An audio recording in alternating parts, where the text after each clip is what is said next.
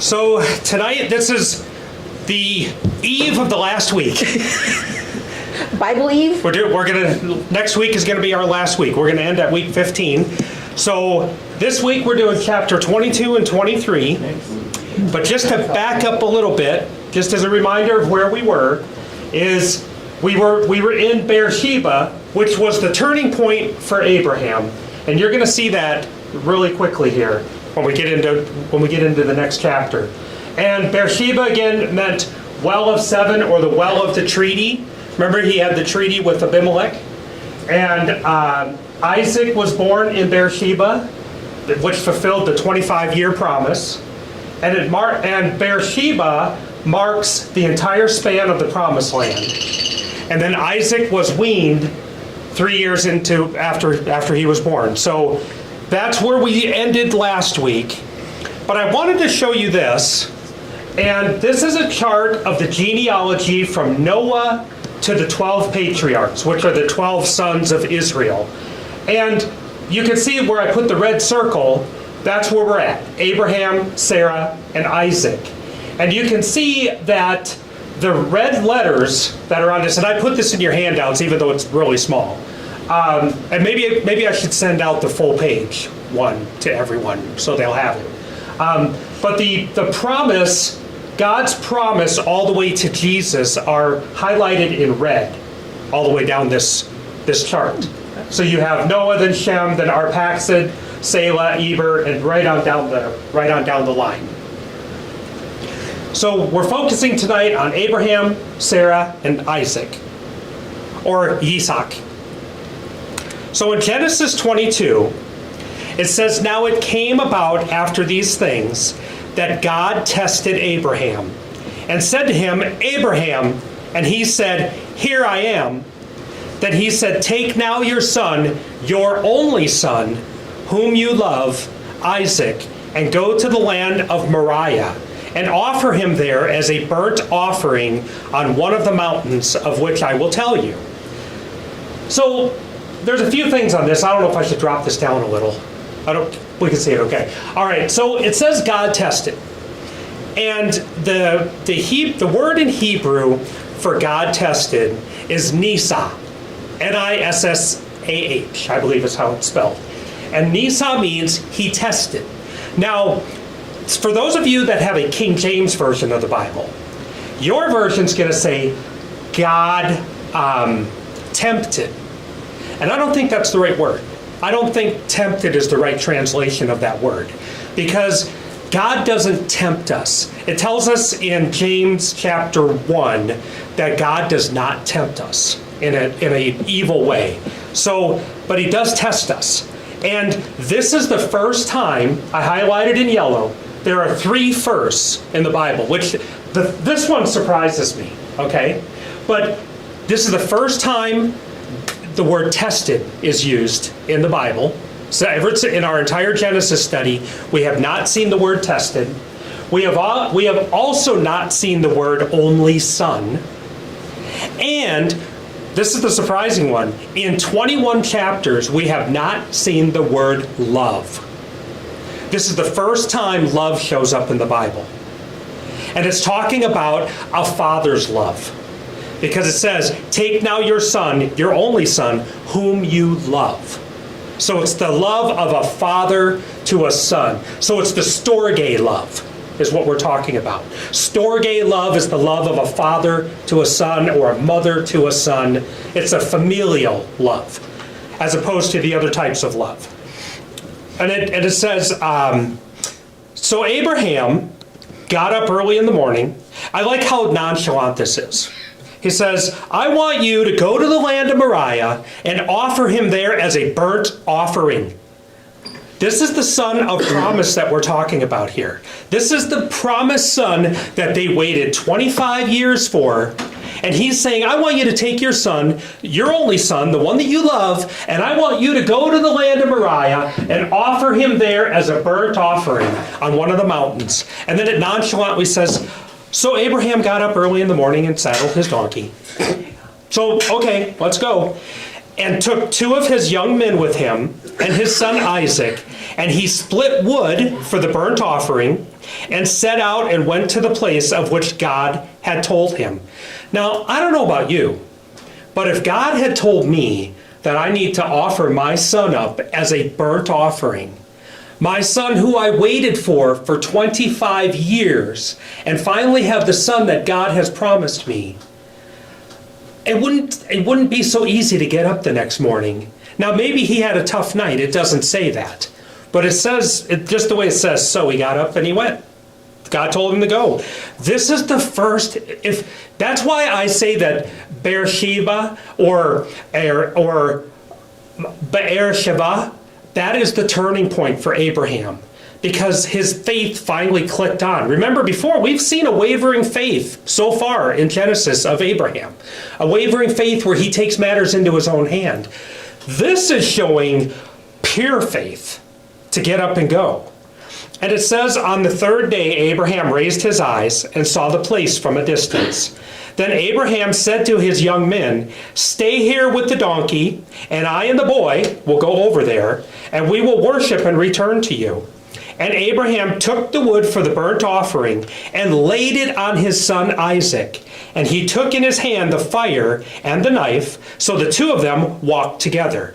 So obviously there's been a time frame that's gone by here, because the last that we saw in chapter 21, she had just weaned Isaac.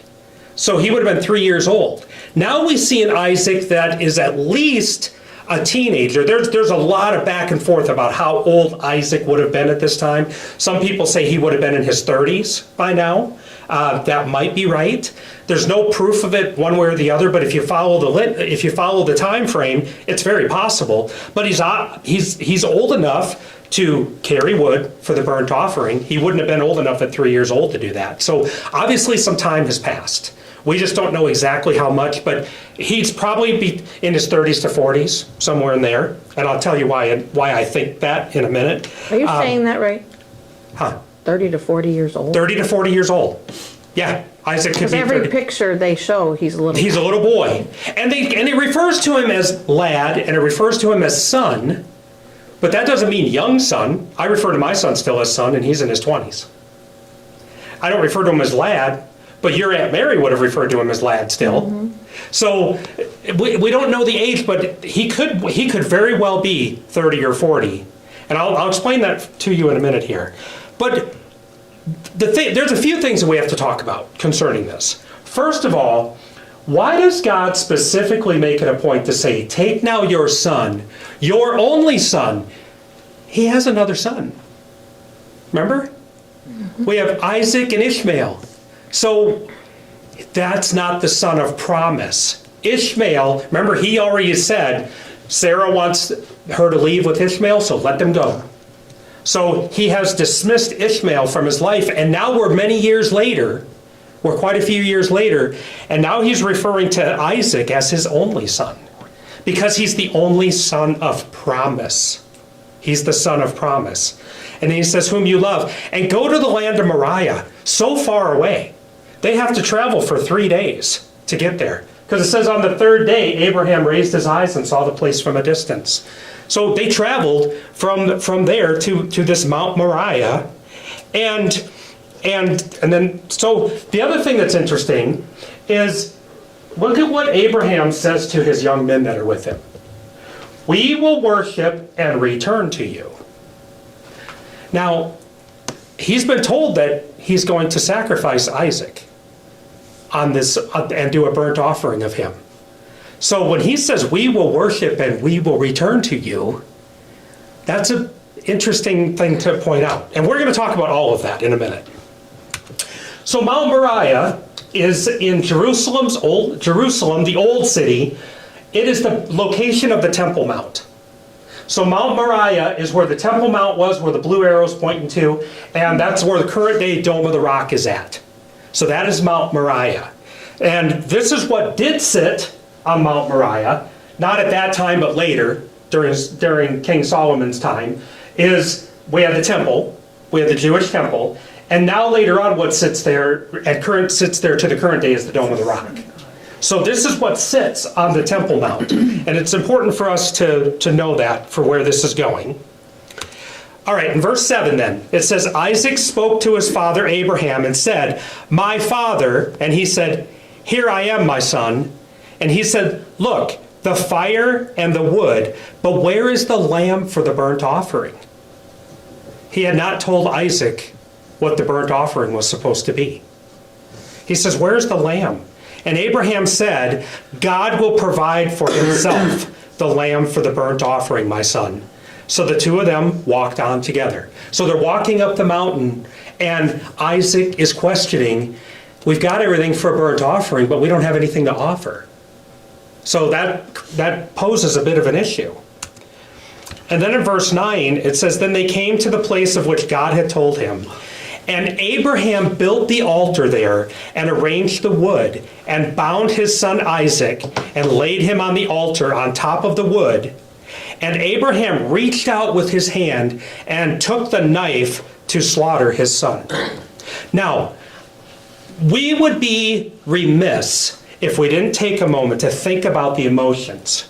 Think about, put yourself in Abraham's shoes for a minute here. You have Isaac, you have him tied to this altar, hands behind her in front. He's laying on the wood, and you've got this knife, and you're supposed to kill him with this knife. And God sees Abraham's heart, and he knows he's going to do this. See, if Abraham was just going through the motions thinking there's no way God's going to have me do this, this isn't going to happen, God would know that because he would see right through it. He sees his heart. And Mary, here's where your shirt comes in. Verse 11. What's your shirt? But God. But God. Remember last week? Yes, but God. Okay. Here's our but God in tonight's story. But the angel of the Lord called to him from heaven and said, Abraham, Abraham. And he said, here I am. He said, do not reach out your hand against the boy, and do not do anything to him.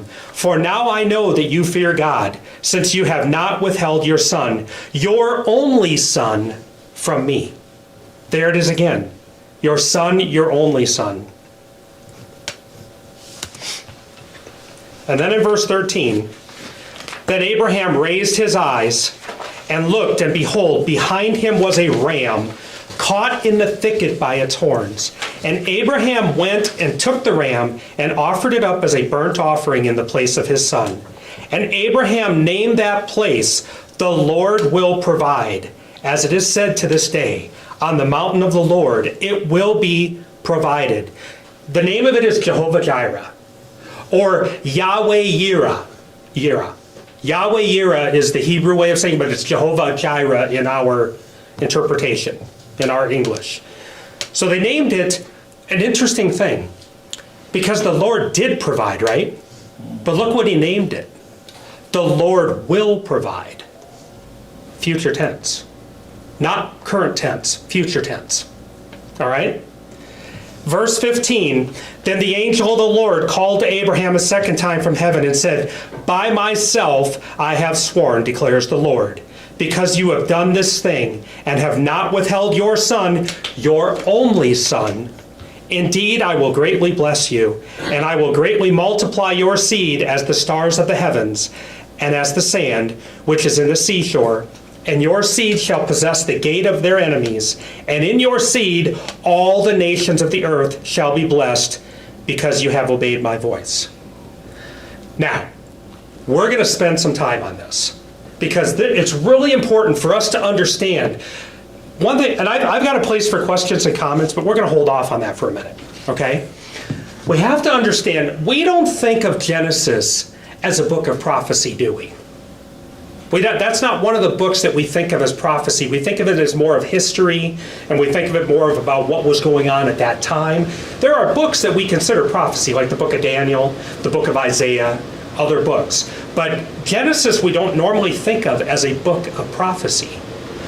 But it's impossible for us to look at this story and not realize there are some major parallels with Jesus Christ here. All right? First of all, and I just put a slide, and I gave all of you this slide. Abraham leads Isaac to be sacrificed. Isaac follows him. He does what his father tells him to do. God the Father leads his son to be sacrificed. And in John 1:29 it says, the next day he, John the Baptist, saw Jesus coming to him and said, behold, the Lamb of God who takes away the sin of the world. God led Jesus to be sacrificed, just like Abraham led Isaac to his place where he was to be sacrificed. A donkey is involved to take them into Jerusalem. The donkey carried their belongings all the way up to the base of Mount Moriah, which is in Jerusalem. Jesus entered Jerusalem's gates on a donkey. All right? Each son is the only son of his father. Jesus is the only begotten Son of God. Isaac is referred here 3 times as take your son, your only son. So there's a picture here that God is showing us of the future. Both sons are born with divine intervention. That's why they had to wait so long. It was a miraculous thing that Isaac was able to be born when Sarah was 90 and Abraham was 100. That was intervention of God as shown by the holy visitors that came a year before. So divine intervention was involved there, and divine intervention was involved with Jesus Christ as well. Both died in Jerusalem, very close to each other proximity-wise. And I'm going to show you that in a minute. I have a map of that, okay? The son carried the wood that he was going to be laid upon to be sacrificed. Jesus carried the cross, which he laid upon and was nailed to it. So both sons carried the wood for their sacrifice.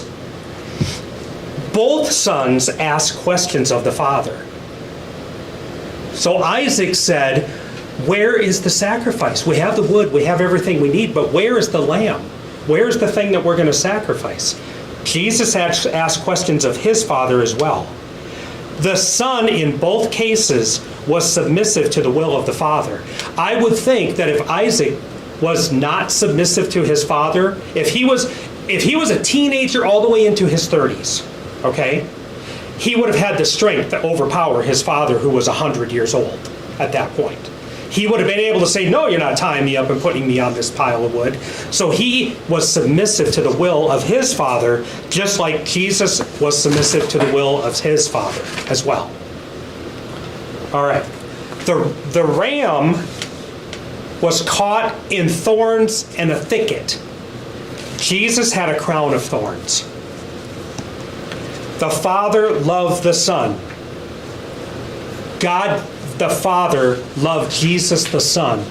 And Abraham the Father, as it noted earlier, the Son you love. First time we've seen love in Genesis. A resurrection was believed in and prophesied. Abraham said, we're going to go up and worship, and we're going to come back to you. So he is believing in a resurrection. He is believing that even if he has to sacrifice Isaac on that altar, that God's going to raise him up anyway, because God promised that he would make him a great nation through Isaac. So there's no way this is the end of the story. If you have 100% faith in what God has promised so far, there is no way that this is the end of Isaac. There's no way that could possibly happen. And Jesus the Son will be raised on the 3rd day. Now, this is what I want to point out. It took them 3 days to get to Mount Moriah. I guarantee you, in Abraham's mind, walking with Isaac, can you imagine the torture of walking with Isaac for 3 days, knowing where you're going and knowing what you're about to do? He already had Isaac as a dead man in his eyes. Guaranteed, he already was thinking of Isaac as he's going to be dead. He's dead. So they get to Mount Moriah on the 3rd day.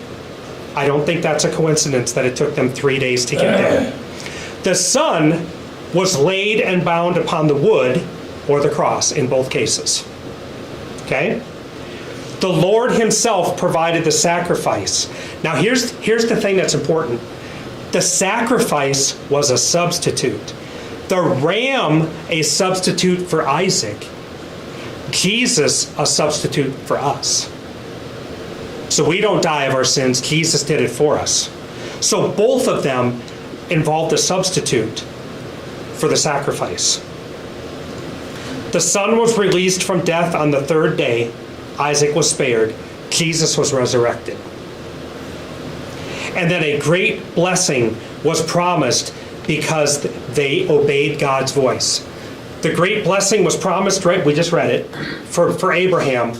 And a great blessing is promised because of Jesus, because of his obedience to the Father. So a great promise.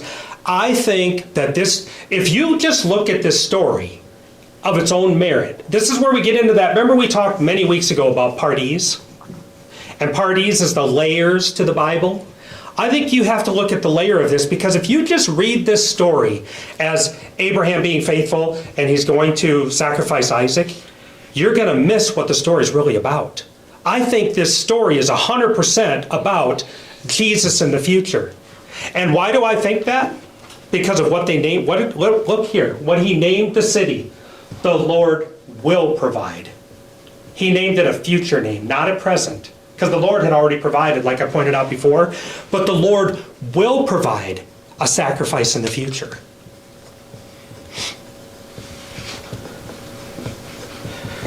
So in item 11, I want to show you something. Item 11 says a resurrection was believed in and prophesied. Abraham will come back to you. Jesus the Son will be raised on the third day. In Hebrews chapter 11, verse 17, it says, it was by faith that Abraham offered Isaac as a sacrifice when God was testing him. Abraham, who had received God's promises, was ready to sacrifice his only son Isaac, even though God had told him, Isaac is the son through whom your descendants will be counted. Abraham reasoned that if Isaac died, God was able to bring him back to life again. And in a sense, Abraham did receive his son back from the dead, because he already had him dead in his mind. 3 days. So I just wanted to show you that. So this isn't me coming up with conjecture that he knew this. This is in Hebrews. That supports what I told you earlier. So now, questions or comments? Yes? We're very blurry for the people online. We're very blurry? Low connection. Okay, let's take a pause. Let me see if I can I help put you. my phone, or put your phone up there, and it's not helping. It's a comment. It said questions or comments, Mary. Are we still blurry? Right now, are we blurry? Because I got a full signal. Ran, Are we still blurry? It's still blurry for me, but I'm just following along on the slide, so it's okay. Yeah, I can hear you at least. yeah, there's Greg and April say yes, blurry. Tammy and them say yes. If they're on their phone, they said it doesn't really matter, but I'm afraid to turn it off and turn it back on because we might lose everyone. they said voice is good. Let's just go with the voice. Okay. And if you guys want to watch it later, it will be on, it'll be clear for you. Yeah, because we're clear here. I know. You're clear there? Yeah, Okay. I don't know. So it's just we got a bad connection even though it doesn't say we do. Show it to us. Okay. All right, sorry, don't know what I can do about it. Yeah, the church doesn't have internet, so we're using Neil's Yeah, hotspot. we're at the whim of the mobile network. All right, any questions so far? I have a comment. So after Abraham did this to his son, and he obviously wasn't sacrificed, Isaac still talked to his father after he was going to kill him? Yeah, he went back with him. Yeah. He went back with him and fulfilled the promise of his father. Just to kind of give you a preamble, next week we're going to talk about the death of Abraham, and Isaac takes over the promise after that. So Isaac does stay with them. Yeah. He stays with them and fulfills the promise. But I think Isaac knew that he was doing what the Lord asked him to do, because otherwise his father would have never done that. But he had to show his faith to God first.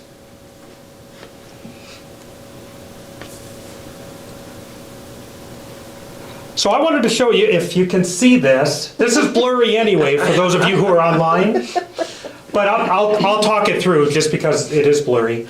The Lord will provide. So Jerusalem is down here at the bottom.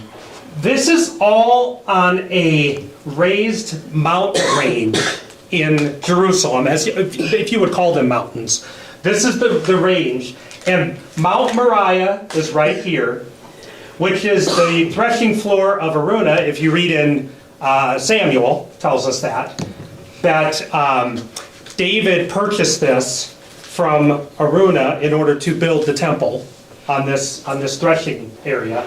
But the highest peak, which is right up here, is Golgotha or Calvary. So this is where Jesus died, up here, and down here is where this happened with Abraham on the Temple Mount. But it's all part of the same mountain range, this entire area. So Jerusalem is in the mountain range, the Temple Mount, which is just north of the city proper, the Temple Mount, and then you have Golgotha, which is just north of there, but it's all part of the same mountain range. But Golgotha is the highest mountain in the range. All right. So then in verse 19, it says, "So Abraham returned to his young men, and they got up and went together to Beersheba, and Abraham lived in Beersheba." But then we get this interesting side note that has nothing to do with the rest of the chapter. This is the end of chapter 22 here. But we get this side note that really has nothing to do with the rest of the chapter. It says, "Now it came about after these things that Abraham was told, saying, Behold, Milcah also has borne children to your brother Nahor. Uz, his firstborn, Buz, his brother, Kemuel, the father of Aram, Chesed, Hazo, Pildash, Jidlaph, and Bethuel. And it was Bethuel who fathered Rebekah. These 8 Milcah born to Nahor, Abraham's brother. His concubine, whose name was Ramah, also gave birth to Teba, Gaham, Tahish, and Makkah." Now, why is this there? I mean, it's given us a rundown of Abraham's brother's children. And I think that is to show that the blessing of God to Abraham extends to his entire family, not just Abraham and his children. It extends to the entire family. So go back to your map. So for those of you at home, you may have to look on your slide here. But you can see I have circled, or I put an arrow by Nahor and Milcah on the slide here. Nahor that we're talking about in this verse is the grandson of Nahor, who is in Jesus' lineage. Okay? So this is the grandson, just like Abraham is a grandson of Nahor also. All right? But underneath there, you can see that eventually, and we're going to see this later, is Isaac marries Rebekah, who is in Nahor and Milcah's bloodline, to the son Bethuel. All right? So that's where Rebekah comes from. She comes from the same line. And if you recall, when we talked about Lot and the Moabites and the Ammonites up on the right-hand side, though the Moabites and the Ammonites, God blessed this entire lineage of people, not just the ones under Abraham. So the Moabites, gosh, I can't think of the person's name I had in my brain. I will. So one of your Ruth is a Moabite. So Ruth comes from the Moabites. For those of you who have studied Ruth, she's out of the Moabites, okay? And out of the tribe of Benjamin, there is, give me a minute. She married King Ahasuerus. You're looking at me? Somebody help me. From our Daniel study. She was part of Esther. Esther? No. Esther married Xerxes. Yes, same one. guy, same guy. So Esther is in the line of Benjamin. So for those of you who have studied Ruth before and Esther, they're all part of this lineage right here. They're all part of this blessed family because Abraham had faith in God. It extends to the extended family, which is what I wanted to show you here, is that all of those blessings come from that. And I think it's important to point out that Abraham married Sarah, Isaac, Rebekah, and Jacob, Leah, and these others, okay? And I'll show you why. Jacob married Leah, Leah, huh? Zilpah, Bilhah, and Rachel. Okay. Yes. And it's important for our next chapter, which is why I'm preambling that to you. So before we go on to the next chapter, it's important to remind you that Abraham and Isaac and their family lived down here in Beersheba. Okay? Hebron is up here. Hebron are where the people at this time were not. They were the Moabites. They were the Ammonites. All those people are up in this area. It's not the godly people that are living in Hebron right now. All right, and I think it's important for us to realize Abraham was once up here, but now he's down here, and this is filled in with people that aren't really that friendly to them. Okay? And the reason why this is important is when we get into Genesis 23, which is right now, which is your next slide, it says, now Sarah lived 127 years. So here's where, how old was Isaac when Abraham was going to sacrifice him? He could have been anywhere between 3, which was the chapter before, which obviously we know he's older than that, and 37. Because Sarah was alive when this happened, and Sarah died when Isaac was 37 years old. So he was born when she was 90, she died at 127. So 37, so that's why some scholars say that this is very close to the time that happened, so he would have been in his 30s somewhere. And these were the years of the life of Sarah. Sarah died in Kiriath Arba, which is Hebron. Okay? Not here. They were traveling for some reason, but they're in a land that is not theirs. So they're in Hebron when Sarah passes away. In the land of Canaan, which is the Canaanites, who are the ones that are against the Israelites quite frequently. Okay? And Abraham came in to mourn for Sarah and to weep for her. Then Abraham arose from mourning before his dead and spoke to the sons of Heth, saying, okay, I'm going to go back to our other map for a minute, our other thing. Heth is down here. Okay? They're the Hittites. So Canaan, look whose line they're in. Ham. Do you remember way back with Noah?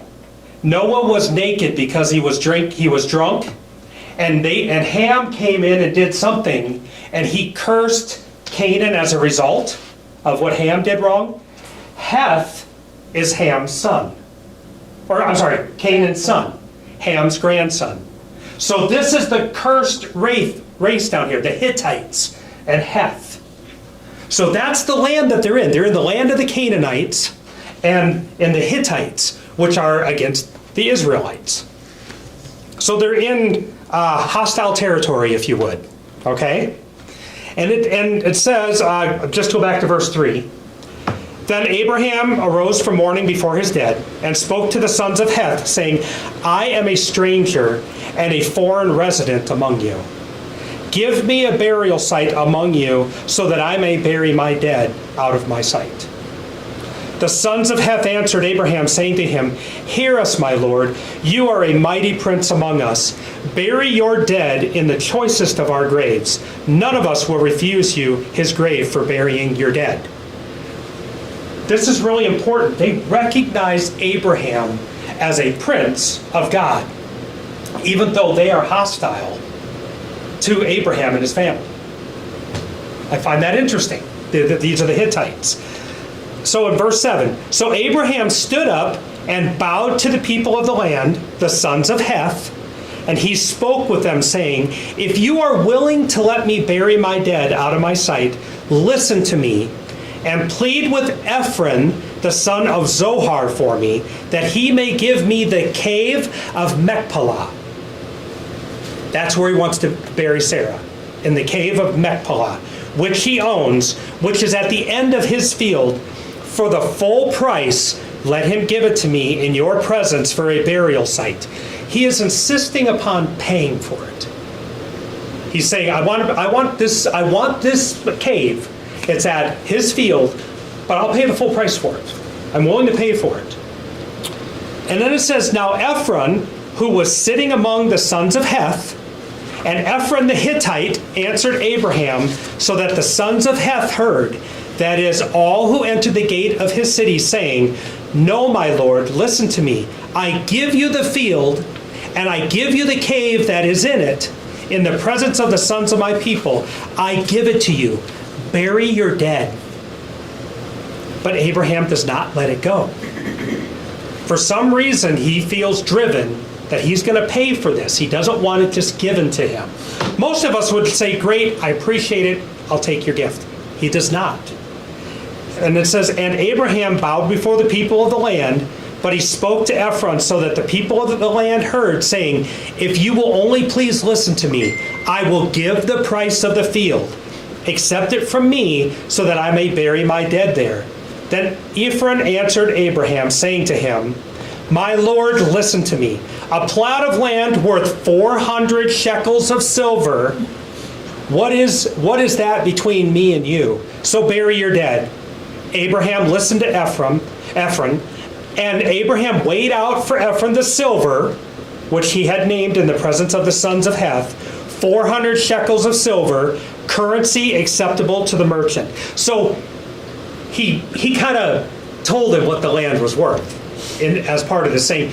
You know, it's 400 shekels worth of silver worth of land. Go ahead and take it. And of course, Abraham then says, I'm going to pay for it. He insists on paying for it. And this is important, and we're going to get there, so hang tight.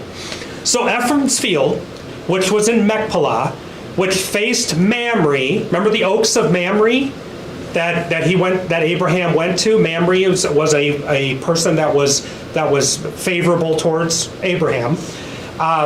So this faces that. The field and the cave which was in it, and all the trees which were in the field that were within all the confines of its border, were deeded over to Abraham as a possession in the presence of the sons of Heth, before all who entered the gate of his city. So he now owns it. He's not going to bury his wife on promised land that they can take back later. He's honoring the memory of his wife, saying, I will put you here, but now we own it forever. It's part of our family. It's part of what we have.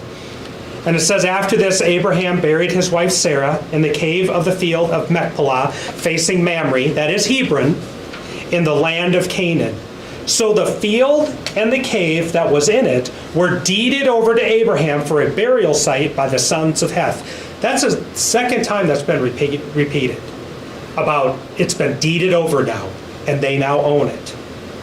And it's really important, as we look at our map here, to realize these sons of Canaan are adversarial towards Abraham and his family. And Abraham knows this, but he had to do something to get the land that his wife is going to be buried in, because he knows the character of these people and the fact that they'll take it back.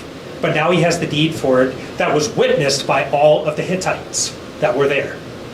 So that's the specific reason why he purchased it, because they are hostile towards Abraham's line over here. So it's still there. For those of you who might get a chance to go to Hebron, the cave, it's now called the Cave of the Patriarchs. And this is on that land. This is a structure that is there, and all of them are buried there. Abraham and Sarah are buried there. Isaac and Rebekah are buried there, and Jacob and Leah are buried there. So they're all in this cave of the patriarchs, which is in Hebron. But it's the building. It's a building, yeah. It's a building now. There's pictures of the inside. I didn't put all those in here, but there's pictures of the inside where some of the cave is still as it was. But of course, you don't see what is buried there. But this is where all of them.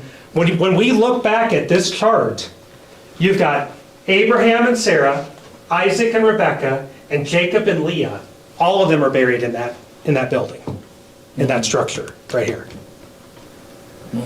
So that's quite a memory and that's why for Jewish people, this is a very sacred place.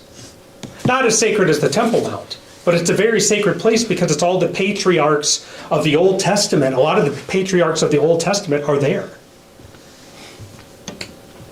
All right, questions or comments? Why was Isaac's other wife, Rachel, not buried there? Rachel was buried in Bethlehem. Because that's where she died. Yep. In childbirth. Yep, Yeah. and she was buried in Bethlehem. In childbirth, okay. Yep. Was Sarah just buried there because they were passing through? Yeah.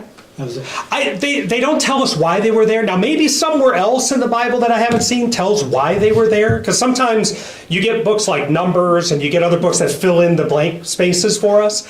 I don't know that blank space where it's filled in at. But maybe there was a reason that they were traveling. Because if you think about it, she's 137 years old, 127, and Abraham's 137. And they're traveling for some reason. So hope I can do that at 137 years old. Yeah. But anyway, they were in that area for some reason. Other questions? No. Okay, so we're going to move on. Genesis 24. Now Abraham was old, advanced in age, and the Lord had blessed Abraham in every way. Abraham said to his servant, the oldest of his household, who was in charge of all that he owned. All right, folks, I give you a chance to ask questions. Who are we talking about here? The oldest of his household, his oldest servant. The one he was going to lead, Yes. I think, to. Way back in Genesis, which Before would be Eliezer of Damascus. I was going to say that. You were going to say it. I know. It was right there on the tip of her tongue. Perfect, but that's who it is. That's who we're talking about here.